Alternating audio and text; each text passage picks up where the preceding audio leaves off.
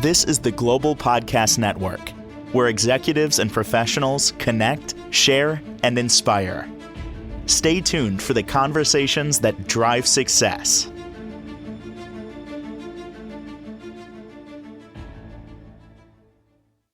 Welcome back to the show. We're excited to have Melvina Kleverova Zilliox joining us here. She's our head welfarist at Melvina's Cat Ranch from Milwaukee, Wisconsin. Excited I get to speak to her again. She's like my sister from another state because I love my baby kitty cats too. And maybe my cat will jump up again this time and not ruin anything. But it's amazing what you're doing with training, modification behaviors, and helping so many parents, right? Parents of animals and animals themselves. So let me have you first and foremost just give a little introduction about yourself for those new timers out there today. Thank you. Yeah, definitely. So I started in animal behavior about 9 or 10 years ago after a very successful career in corporate design, but that left something missing in my life. And I have always been an animal lover and ally. And this just seemed like the natural next step for me. So I went back to school, did some different certifications, and I'm currently working on my PhD in anthrozoology, which is the study of human and animal relations. So it blends psychology, biology, and animal science together for us to be able to better understand how animals communicate, what their needs are, and how to live really happy, healthy lives with them. So I now currently am based out of Milwaukee, and I do a lot of in-person, but also virtual consultations with companion animals. And I've also done wild animal work, but my main focus is on our little kitties. So I have Sarita here today. She's enjoying a little snack as we my are having goodness. our chat. And Sarita is a blind cat. Tell me what happened Yeah. to her. How did you find her? Yeah, so she was actually a foster fail. She was a kitty that was born in Texas.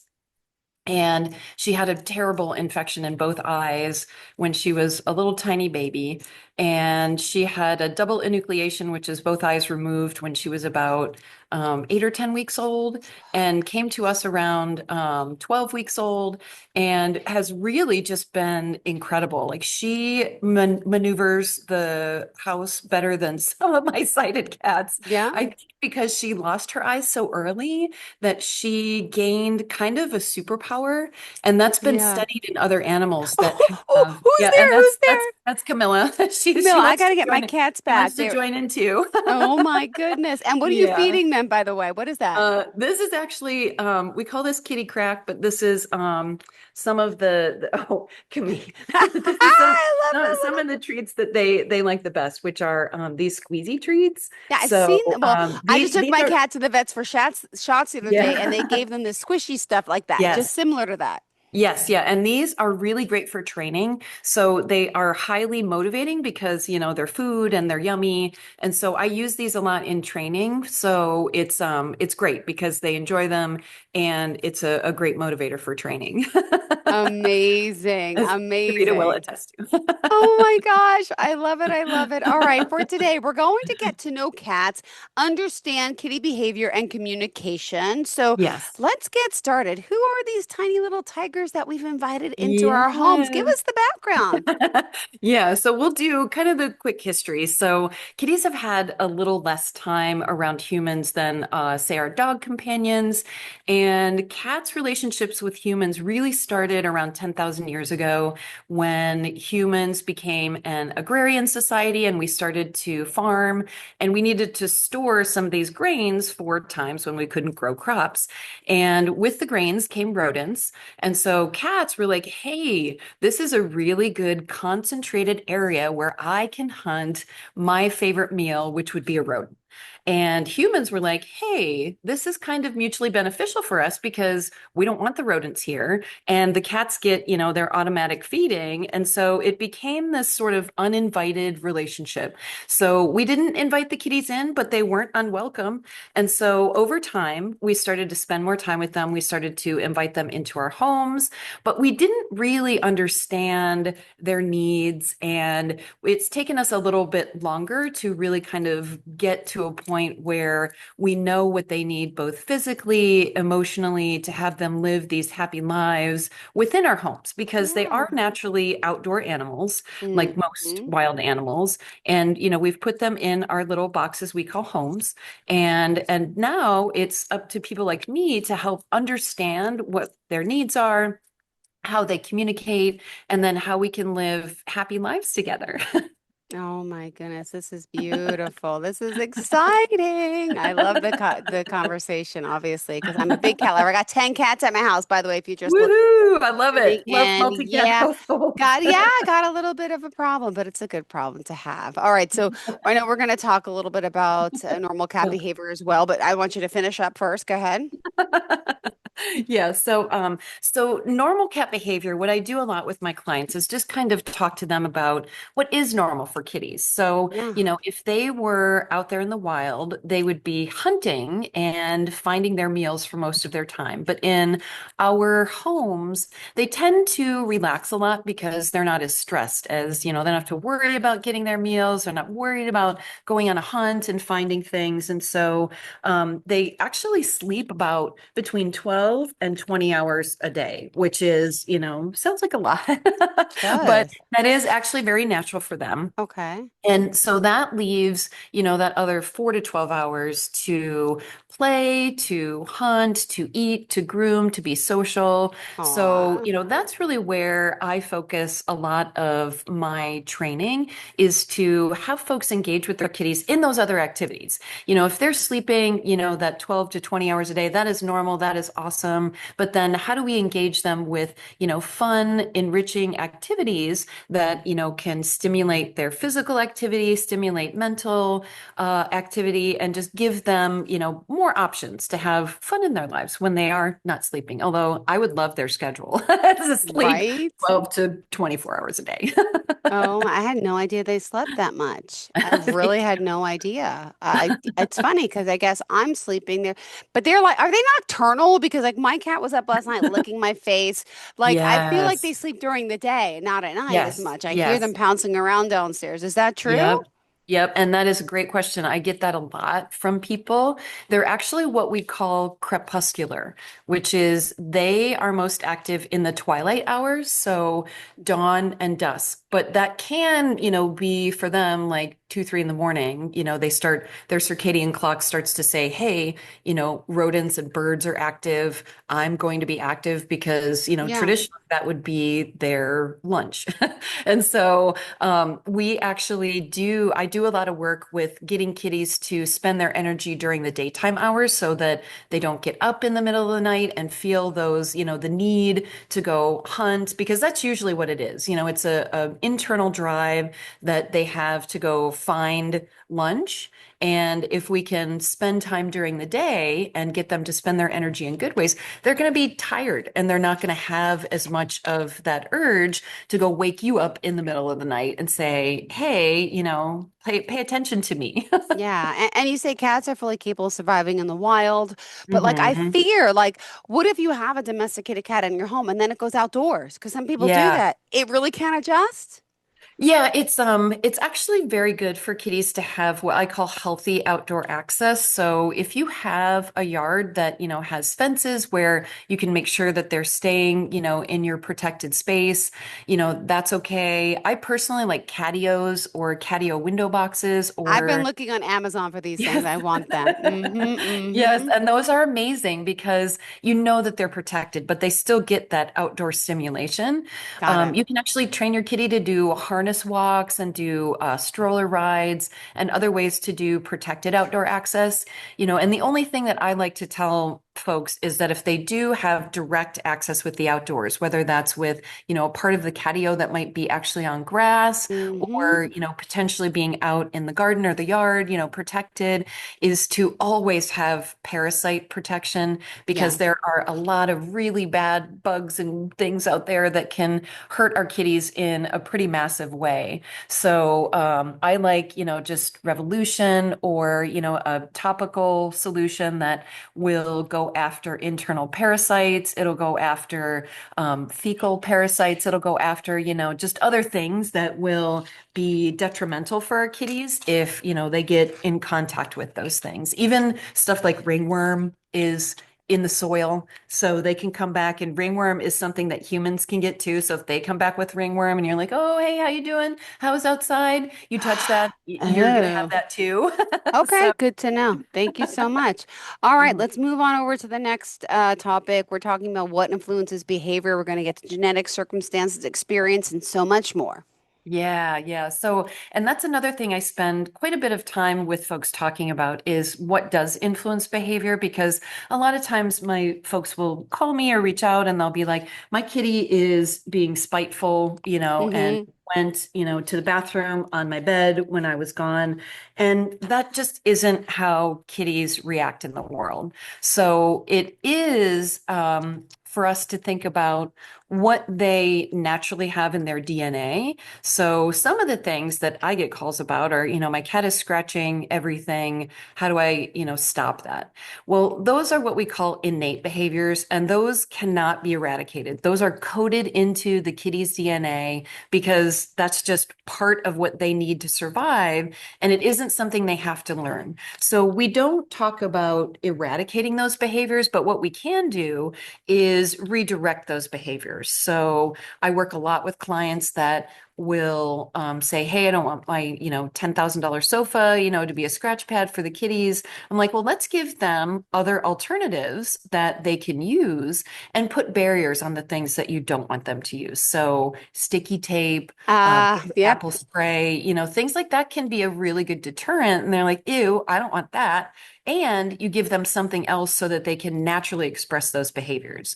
So that's really kind of the first part, the DNA of a cat. Like, what is something that is just genetically coded in them that, we are not going to be able to eradicate, but that we can definitely redirect. And then we think about the current circumstances. So every kitty is going to have, a home or a set of circumstances that they're living in that will directly affect their behavior, just like us. If Yeah. we don't like crowds and we're in a really crowded room and we have to wait in line and do all these things that are annoying to us, do we think that's going to put us in a good mood or a bad mood? Yep. And so, we have to think about, how do we think about the kitty's basic needs? So, Okay. that's kind of the, out of the gate, food, water, shelter, litter box, that kind of stuff. But then how do we think about their experiences in terms of what can enrich their lives? So, things that make them extremely happy. So that could be, more play, that could be more time with their humans, that could be time with their, bonded kitty friends, all that stuff, really does help to enrich their lives. And every kitty is different, which is what I love, is that, these kitties are going to have They an are. experience that is completely individual, just like us. I'm sorry, I'm like doing treats for It's all these okay. guys I all think want to it's be on too. hysterical. It's so um, cute. and so how do we give them all of those things that we know that they like, and then also, remove barriers for them that might be triggers or things Yeah. that don't give them good circumstances. And then the last one is really, where has a kitty been? So just like us, kitties come with baggage, and we Oh, it's might, true. yeah, and we might not know, everything that's happened to them in the past. And there could be some traumatic events that happen, that kitties are what we call single event learners, just like us humans, that we can suffer from PTSD and so can they. So they might have a Wow. super traumatic event that, is a memory that will be triggered by, other certain things that happen. And so the more that we can understand what those triggers are, and then also what is a reward for them, then we can help to gently expose them to these triggers by surrounding them with positive reinforcement in terms of these rewards, and get them Okay. to become more accustomed to the things that might be scary. And the analogy that I give folks that I think is really easy to understand is, if you don't like spiders and I come with a tarantula in my hand and I hold it right in front of your face, you're probably not going to have a positive experience with that. Ah, no, And it's gonna look like and Yeah. Not at all. And Not me. Sorry. Yep. but if I take that tarantula and I'm holding it very gently and I'm sitting in the far corner of the room, 20 feet away, and you don't ever have to get any closer. And at the same time, I give you attention or praise, or maybe it's a yummy meal or other things that are rewarding to you. You're going to be in that same situation where distance makes you feel safer, you're getting a reward, and you start to become accustomed to that thing that is so scary. So eventually you'll see me coming closer with that spider and Mhm. seeing that the spider never hurts me, and that every time that you see that spider, you get something rewarding. Maybe I hand you $1,000 every time you're in that room with that spider.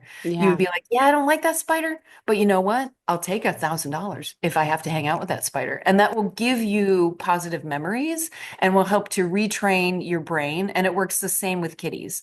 So in the kitty world, we definitely think of food as a great big motivator because, hey, we all have to eat. And True. we Very also can true. think of play, attention. And then what I love is sensory stimulation. So because kitties have a different way that they sense the world, their best sense is their sense of smell. So Yeah. that's the one I think that goes, most unused is, kitties love catnip and silvervine and wheatgrasses and even things that come in from the outside, like, leaves and sticks and things that can give them different stimulation from things that they don't normally have. So that then can give us, ways to be able to help our kitties through these times of fear, anxiety, and stress. Beautiful. Which one we talked about. Oh, so I'm going to tell you just quickly what happened. So I told you how I Yeah. have the one cat. Okay, well, don't move. Don't move. This is the one that jumped up before. Hold on. This is the one that jumped up on my computer. Look. Can you see Oh, him? I don't know if you oh, could see. This is hi. Big Who is Yeti that? Boy. He's Oh, born in December. His oh, mama is like a Persian Himalayan mixed mutt, and the other love one's dad's him. vegetable. He's so cute, but he He likes jumping knows on it. mommy's lap, and he wants to see what's mommy doing. Hi. Mommy is the best. This is the best.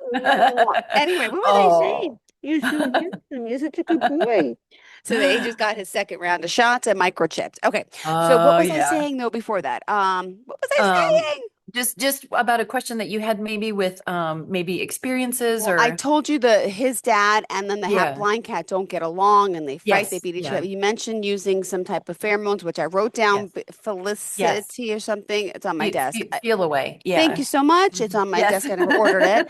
But also, then the blind one, all of a sudden, I'm like, who peed in the living room? Thank God I Mm, have like kid. So now he's acting out. And then I hmm. started cleaning up the living room. I turned around, he peed on the kitchen floor the other day. Never did Yeah. this in his life. Yeah. I took everything out of the living room. I cleaned the floor. He hasn't done it again. But now I'm thinking Yeah. he's acting out because he smells the male's Yep. old piss and maybe Yeah. he's peeing Yep. on that. Like, Yeah, yeah. And that's 100% probably one of the main drivers. And what I tell folks about that is anything that's like a bodily secretion needs to be cleaned with an enzymatic cleaner. So folks are like, what about bleach? What about this? I'm like, it does not get rid of the odor causing bacteria. So the enzymes actually attack those odor causing bacteria and then they neutralize it because remember, our kitties, their best sense is their sense of smell. And so if they can smell that, they're going to go right back there. And so if so you use those enzymatic cleaners and uh, that will what is that neutralize. called? But where do you Yeah, get an enzymatic cleaner from? yes. Yeah, my favorites are Simple Solution or Anti-Icky Poo. Those are the Okay. two that work the best for myself and hundreds of Okay. clients. And you can get those. I get them from Amazon, but you can probably get them from like Chewy or, anywhere else. Some pet stores carry them, but, for sure you can find those things online. And then coupled to that, kitties, since their best sense is their sense of smell, they create what we call a communal scent. And that involves everything. So it's everything in the home. It's all the other kitties or animals, humans, everything. So, I think we talked about last time, like that's why the kitties, when one goes to the vet and they come home and the other kitties are like, who the hell are you? Because they don't smell the same. So in addition to cleaning, then those pheromones add back to that neutral communal scent. So between those two things, that will help to give the kitty a better environment to help redirect them to using the litter box. Now, that's not all we would do. We would definitely do some more things and ask some more questions. But those two things, just from an environmental standpoint, what are the circumstances that the kitties are in, can help immensely. I've had just those two things solve litter box avoidance for maybe 40% of my clients. Amazing. So, that's Amazing. a good thing to try for And by the those. way, my second litter robot has arrived. I haven't had time to put it together, but I'm on that Oh, kick. All right, yay. go ahead, go ahead. So what else we have to cover for today? Oh my gosh, we keep chatting, which is good. I know. I Where know. did we leave off? Yeah. Communicating. What we're done Yeah. with the yeah. So yeah, the other things that I wanted to go through were just how cats communicate, because I do spend a lot of time with my clients and friends and family, and they all come with their experiences too. So we humans, we have our baggage, but the more that we can kind of approach how kitties communicate through their eyes, then it gives us a better understanding of what they're saying and the things that they're doing, because a lot of it is not how we communicate. So, we humans, we have, these wonderful voice boxes and mouths, and we talk. And, a lot of us share the same language or can understand each other, but kitties and us, we don't speak the same language. And cats, for the most part, they're going to use a nonverbal communication style, because Okay. they actually don't, and especially for us, because we don't have the same language. And so for them, body language is going to be super important. So they use that to convey emotions or intentions. They use Okay. their tails, their ears, their eyes, their facial expressions, body position, all sorts of things like that. And that's totally nonverbal. The other big thing that they use are kind of physical contact. Okay. So it could be grooming or snuggling or headbutting or rubbing, nose touching, how they greet one another. But then a big one that they use that we don't really understand, because humans don't have this, is chemical sense. So Okay. cats have glands all over their bodies that help them communicate through these chemical markers. And that's actually what those pheromones are. So those pheromones are chemical signals that help to relay to other cats that, hey, this is mine, this is, my Mm-hmm. territory, or, this is, familiarity if it's rubbing, things like that. So, and then they vocalize, but they vocalize, very few things to us. Only some kitties will actually meow to us, which some do very, very well. Like Siamese are known for, being very vocal kitties, but some kitties never meow to us. They meow to their moms when they're kittens, but then Mm-hmm. all of the other vocalizations that they have are usually quite strong. So hissing, spitting, growling, snarling, all of those things are usually used to convey some sort of emotion or intent, like, hey, back up, or, get away from me, or, those kind of things. So they do have some affiliative vocalizations, which are super cute, like chirping and trilling or chattering, which are usually signs of being happy or maybe stimulated by like birds. Like you might notice your kitty chattering to the birds outside. So it's this Mm-hmm. whole world of communication that most of it we don't really understand as humans. So I No. try to get folks to really kind of, take a walk in the kitty's, little paws and say, I experience the world through sensory perception, through my Yeah. nose. I deposit these pheromones everywhere. So that usually helps to get folks to see from their perspective how they experience things. Got it. Well, thank you for that. And also, we knew we're going to try to just chat really quick here about, this talk about verbal. You want to talk a little bit more Mhm. about the verbal interaction, nonverbal. Yeah, We yeah. have And just there's actually some things two that I minutes left. give. Sorry. Go ahead. We Yeah, might yeah, have no, to no, just extend this to the next no. show. I know, yeah, this could be 10 shows. But what I give my folks are two really great resources that can help to understand the nonverbal and verbal communication. Okay. One of them is the feline grimace scale, and that is basically Oh. facial expression and body posture that kitties are going through when they experience pain. And because Oh. cats, they're prey and predator, they actually hide their pain really well. And it's felinegrimacescale.com. Welfarist.com, or it's an app, which I love because you always have your phone with you. And so you can actually use the app to kind of type in the symptoms that your kitty is having, and it'll tell you if it thinks it's in pain. And so that's a great one. And the other one that I really, really love is from Fear Free Pets, which is one of the organizations that I have my certification through, Fear Free Pets. And it's called the FAS scale. So fear, anxiety, and stress. And it shows all of the body posture and vocalizations they might do with these super cute illustrations from Lily Chin. And it's a really easy way to understand how kitties communicate. And they use a stoplight structure. So green is either none or very mild. Yellow is kind of moderate. And then red is kind of the danger zone, like this is severe. So it's a really great way to have visuals for everyone to understand that this is how your kitty's communicating with you. Oh my gosh. All right. We'll talk a little bit more about the purring, the chattering, howling next time, if that's okay. Yeah. Unfortunately, we are out of time. How can we contact you?